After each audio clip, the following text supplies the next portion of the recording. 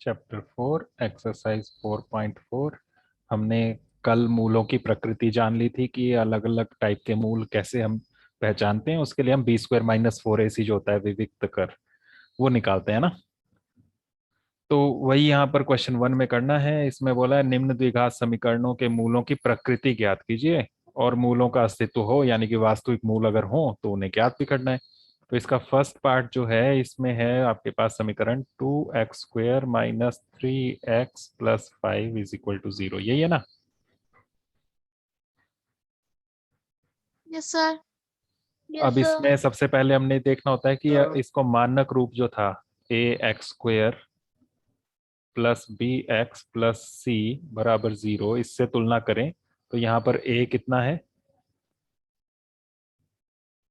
2, b minus 3 और c 5 5। ये लिखने के बाद अब हम मूलों की प्रकृति निकालने के लिए d निकालेंगे। d का मतलब होता है b² माइनस 4ac, है ना, यही होता है ना। Yes sir. तो बताओ c का स्क्वायर, b का स्क्वायर, माइक ऑफ रखो। बताओ b² किसका स्क्वायर -3² माइनस 3 का स्क्वायर, फिर minus 4 -4 into a into 2 into c into 5। बताओ माइनस 3 का स्क्वायर सर 9 माइनस ये कितना बना 40 40, आगे कितना आ गया ये -31 माइनस -31 31। ये 0 से छोटा है ना। यस इसलिए सर। इसके मूल कैसे होंगे, क्या प्रकृति होगी। कोई वास्तविक नहीं हाँ, होंगे। कोई भी वास्तविक मूल नहीं होगा, इसलिए दिए गए द्विघात समीकरण का कोई, बोलो, वास्तविक मूल नहीं है। नहीं मूल नहीं है। नहीं है या नहीं होगा, ऐसे लिख सकते हो आप। ठीक है, बस यही हो गया। Yes, sir. मूलों की प्रकृति निकाली, वास्तविक मूल निकल इन रहे हैं यहाँ पर, तो इसलिए यहाँ पर आगे मूल नहीं निकालेंगे। अगर वास्तविक होते तो निकालने थे। अब बताओ वर्षा, क्या समस्या आई आपको। सर मैंने माइनस तो माइनस नहीं लगाया, माइनस नहीं लगाओगे तो फिर वास्तविक बन जाएगा। क्लियर हो गया ये। Yes sir. Yes sir. इसका सेकंड पार्ट में है 3x² minus 4√3x plus 4 is equal to 0। इसमें बताओ स्टैंडर्ड फॉर्म, इससे तुलना करें तो a 3 b -4 -4√3 और c 4 4। फिर d निकालेंगे b² माइनस 4ac। बताओ बोलो, b का स्क्वायर किसका स्क्वायर -4√3 माइनस 4√3 का square minus 4 into a 3 into c। 4 minus का स्क्वायर करेंगे तो प्लस बन जाएगा ना, और साथ में 4 का स्क्वायर कितना बनेगा 16 16 इंटू 48 √3 का भी स्क्वायर है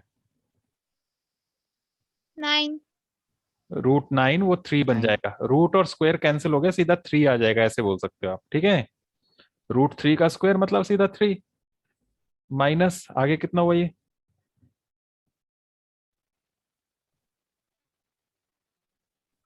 जल्दी बताओ गुणा करके। 28 सर 48 48। ये कितना बना?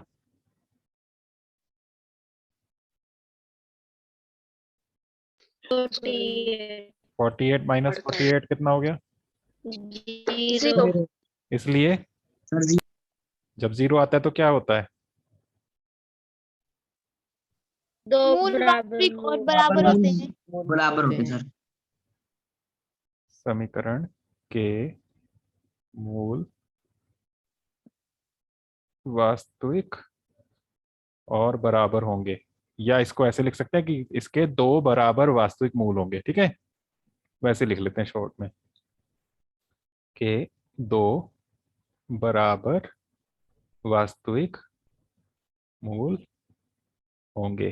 ठीक है, तो इतना करना है आपने पहले तो। उसके बाद आगे क्या करना है? वो मूल निकालने भी हैं। निकालोगे कैसे? उसके बाद x बराबर क्या फॉर्मूला था? x is equal to minus minus b b plus minus under bracket root 3 square minus 4ac upon 2a। बताओ, माइनस b क्या? b कितना? -4√3 -4√3। आगे प्लस माइनस रूट कितना? 0। बी 0 स्क्वायर माइनस 4ac निकाल चुके हैं, वो 0 आया, वो डायरेक्ट 0 रखेंगे upon 2 into a 3 3 minus minus plus का बन गया 4√3 और नीचे कितना आ गया? 2 इंटू 3 था, बन जाएगा। या फिर ये 2 से 4 कैंसिल कर लो, 2 फिर लिखो कितना बना? 2√3 अपॉन 3। अब ये तो एक ही नजर आ रहा है, दूसरा कहाँ है? दूसरा भी यही है, क्योंकि एक बार प्लस 0 था और एक बार माइनस 0। तो यहाँ पर 2 लिख लेना आपने, यही सेम। ठीक है, यस सर। तो 2 लिख लेना बस इसको, यही यही चीज 2 बार आ जाएगी, क्योंकि एक बार प्लस 0 एक बार माइनस 0 है। तो ये बन गया बस, तो दोनों मूल भी निकल गए हमारे। ये आंसर, एक आंसर यहाँ हो गया, दूसरा ये हुआ, मूलों की प्रकृति पूछी थी, वो आंसर यहाँ हुआ। ठीक है, समझ में आ गया? Yes sir. Yes square sir. -4ac से चेक किया, ये 0 बन गया। 0 मतलब 2 बराबर वास्तविक मूल होंगे, फिर वो निकालने भी हैं। अगर वास्तविक है तो निकालने हैं। यहाँ पर तो लिखा था हमने कि वास्तविक मूल कोई है ही नहीं, क्योंकि ये 0 से छोटा बना था, इसलिए ये इतना ही हो गया था। यहाँ पर ये मूल बराबर और वास्तविक हुए, तो वास्तविक हैं तो निकाल के दिखाने भी पड़ेंगे। तो ये तो हुए वो 2√3/3 दोनों से। थर्ड भी करना है कि कर लोगे? सर कर लेंगे। कर लेंगे ना सभी? Yes sir. क्वेश्चन नंबर 1 का third part, do it yourself. Okay, ठीक है। Yes sir. अब आ जाते हैं Yes, क्वेश्चन नंबर 2 पर। निम्न प्रत्येक द्विघात समीकरण में k का ऐसा मान ज्ञात कीजिए कि उसके 2 बराबर मूल हों। यहां पर समीकरण के 2 बराबर मूल पहले से बोला हुआ है। जब 2 बराबर मूल हो तो क्या होता है? यहां भी तो हुआ था, 2 बराबर मूल कब होते हैं? जब ये d जो है कितना बने? 0। 0। तो यहाँ पर 2 बराबर मूल आपको पहले ही दिए हुए हैं। आपको बोला ये जो समीकरण है, फर्स्ट वाला पार्ट कर रहे हैं, 2x² plus kx plus 3 is equal to 0, इसके 2 बराबर मूल है। इसके 2 बराबर मूल है, 2 बराबर मूल है, तो d कितना होगा? 0 होगा ना? Yes sir. पहले यहाँ a b c भी लिख लेना। इससे तुलना करें तो यहाँ पर a कितना है? 2। तो 2 b 1 1 कहाँ है? ये k है, x के साथ जो है वो k है यहाँ, और c 3 3 है। ठीक है, यहाँ पर d बराबर 0 क्यों लिखा? सर क्योंकि इसके जो है मूल जो है बराबर और वास्तविक है। लिख लेना ऐसे, क्योंकि 2 बराबर मूल हैं, इसलिए d जो होगा वो 0 बनेगा। इसका मतलब ये b² माइनस 4ac जो था ये 0 बनेगा ना, यही मतलब हुआ ना? यहाँ पर पहले से ही 0 पता है तो इसलिए ये समीकरण बन गया। इसमें आपको k का मान निकालना है, k कितना होगा, इसको सॉल्व करना है। यहाँ b की जगह क्या लिखेंगे? सबके ऊपर देख लो, k square minus 4 into a 2 into c 3 equal to 0। गुणा करके कितना बन गया?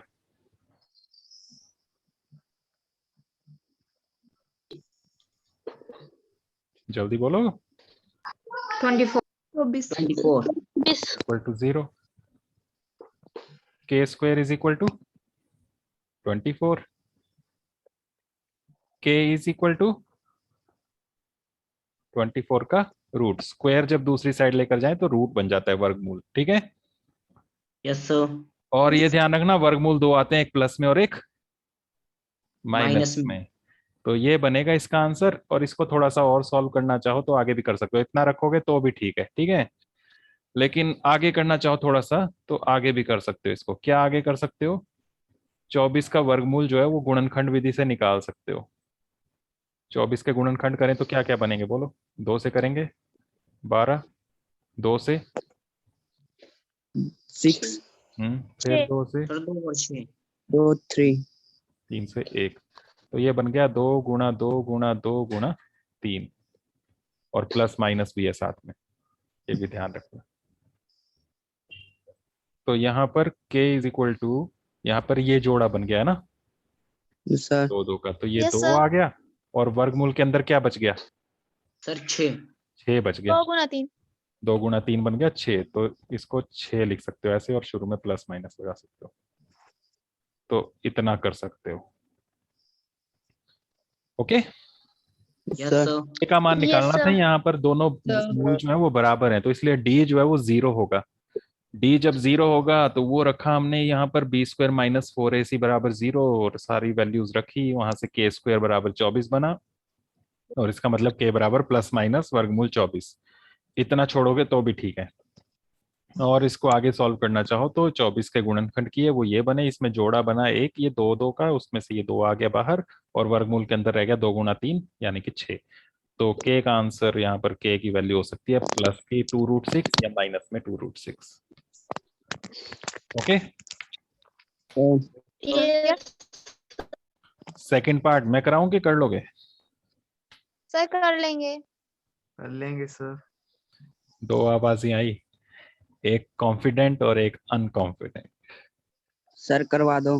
हाँ, kx into x minus 2 plus लेंगे। 6 इज इक्वल टू 0, ये है।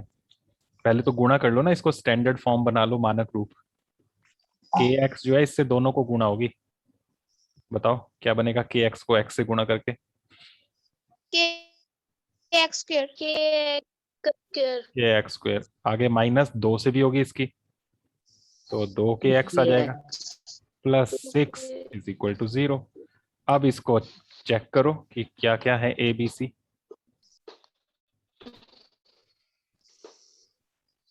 कितना है a?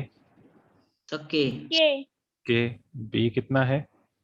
-2k minus 2k। x के साथ जो भी है ये पूरा माइनस 2k। और c कितना है? सर 6 6। और यहाँ भी आपको बोला हुआ है 2 बराबर मूल है ना, वही Yes, लिखना है। sir. Yes sir. इसलिए ये जो d होगा ये बराबर 0 होगा। इसका मतलब है आपका b स्क्वायर माइनस 4ac बराबर 0 आएगा। इसमें वैल्यू पुट करो, b स्क्वायर b की जगह -2k square square minus 4ac, 4 into a 2k a into c 6 into 6 0। बताओ प्लस में बनेगा ना? 2 minus का sir. स्क्वायर, 2 का स्क्वायर क्या हुआ? 4k स्क्वायर k का भी स्क्वायर, माइनस यहाँ पर 24k 24k is equal to 0। अब यहाँ भी ये द्विघात समीकरण बन गया, इसको हल करना है अभी आगे। और तो गुणनखंड बना के कर लो। देखो दोनों में कॉमन है क्या क्या? 4 है दोनों में, आएगा ना 4? 4 Yes, के पहाड़े में sir. आता है 24 भी, और दोनों में Sir. के भी है, तो ये कॉमन निकाल लिया। यहाँ से क्या बचा? के के। के 2 के थे, एक के बाहर निकाला तो एक अंदर रह गया। माइनस 24 था यहाँ पर, उसमें से 4 कॉमन लिया है, 4 का पहाड़ा पढ़ो, सर 6, 6 और के तो बाहर ले लिया है, इज इक्वल टू 0. 0। अब इस 0 आगे सॉल्व करना है। 2 गुणनखंड जब बराबर में 0 हो तो हम लिखते हैं कि या तो पहला वाला 0 4k, या दूसरा 0 क्या, k-6। समझ गए? या तो 4k Yes, ये sir. 0 होगा, या k-6 ये 0 होगा। अब इसको सॉल्व करें तो यहां पर आ गया k बराबर 0/4, यानी कि 0। ठीक है, और दूसरा इस साइड सॉल्व करना। Yes, sir. यहां से क्या आएगा? k equal to 6। 6. अब ये 2 आए, या तो 0 होगा या 6 होगा, लेकिन अगर 0 हो जाए ये तो क्या होगा? तो ये पूरा 0 नहीं हो जाएगा गुणा करके? Yes, sir. तो फिर Sir, क्या yes. बचा आपके पास? 6. 6 पूरा पढ़ो, क्या बचा? 6 is equal to 0. 6 is equal to 0, सही है? कभी हो सकता है 6 0 के बराबर? No, sir. तो अगर ये k 0 होता तो ये 6 बराबर 0 बन जाता, जो कि संभव नहीं है, नहीं है. ये इम्पॉसिबल है। तो इसलिए ये वाला हमारा इसका सॉल्यूशन जो आया k इक्वल टू 0, ये गलत है। ठीक है, Yes, sir. समझ गए? तो यहाँ पर ये चेक करना पड़ेगा। ठीक है, तो ये संभव नहीं है, यह संभव नहीं. संभव नहीं है। नहीं है। क्यों संभव नहीं है वो बता देना। क्योंकि k बराबर 0 पर ये जो समीकरण था, इसको नंबर 1 लिख लेते हैं। समीकरण 1 जो बनेगा वो 6 बराबर 0 बन जाएगा, ये बनेगा, है ना? क्योंकि बाकी तो 0 है। ठीक है, Yes, जो sir. Yes, sir. जो कि असत्य है, इसलिए आपका आंसर ये होगा। समझ गए? Yes, Yes, sir. sir. अब यहाँ पर ये 2 डंडियां नजर आ रही हैं, इसको मैं थोड़ा टेढ़ा मेढ़ा ऐसे कर देता हूँ। सर. ये वाला करना है आपने, उसके नीचे ये पूरा एक साथ करना है। ठीक है, 10 सर. ये जो है ये पूरा एक साथ Yes, आएगा, sir. लेफ्ट और राइट दोनों साइड। ये वाला लिख देना कि ये असंभव है, ये गलत है, इसलिए हमारा सही आंसर ये है। Okay, Yes, sir. Yes, sir. तो ये कर लेना, और फिर इसके बाद आगे क्वेश्चन नंबर 3 4 5 है, इनमें आपको समीकरण भी बनाना है, फिर उसको हल भी करना है। इसको कल देख लेंगे। Okay, Yes, sir. तो क्वेश्चन नंबर 1 और 2 पूरा कंप्लीट कर लेना है।